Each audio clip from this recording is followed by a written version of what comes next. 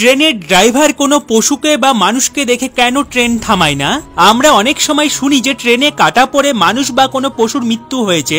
তাহলে প্রশ্ন, ড্রাইভার কেন তাদের দেখে ট্রেন থামায় না? এর পেছনের কারণ জানলে আপনারা চমকে যাবেন। কিন্তু তার আগে আপনার সুন্দর আঙুলটি দিয়ে চ্যানেলটি সাবস্ক্রাইব করে ভিডিওটিতে একটি লাইক করে দিন, কারণ আপনাদের সাবস্ক্রাইব আর লাইক করা আমাকে আরেকটি নতুন ভিডিও বানাতে মোটিভেট করে। ট্রেনের ড্রাইভার যদি সামনে কোনো পশু বা মানুষকে দেখে আর সেই সময় যদি ট্রেনের স্পিড কম থাকে, তাহলে ট্রেনের ব্রেক লাগিয়ে তাদের বাঁচিয়ে নেয়। কিন্তু যদি ট্রেনের স্পিড অনেক থাকে আর তখন ইমার্জেন্সি ব্রেক লাগিয়ে কোনো লাভ হবে না, কারণ 100 কিলোমিটার প্রতি ঘন্টা চলা ট্রেনটি যদি ইমার্জেন্সি ব্রেক চাপে, তবুও ট্রেন 800 থেকে 900 মিটার যাওয়ার পরেই পুরোপুরিভাবে থামবে, কিন্তু এতক্ষণে অনেক দেরি হয়ে যাবে।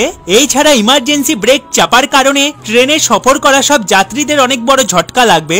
এছাড়া ট্রেনের দরজার কাছে যারা দাঁড়িয়ে থাকে তারা বাইরে ছিটকে যাওয়ার ভয় থাকে, আর ট্রেনের একটি বড়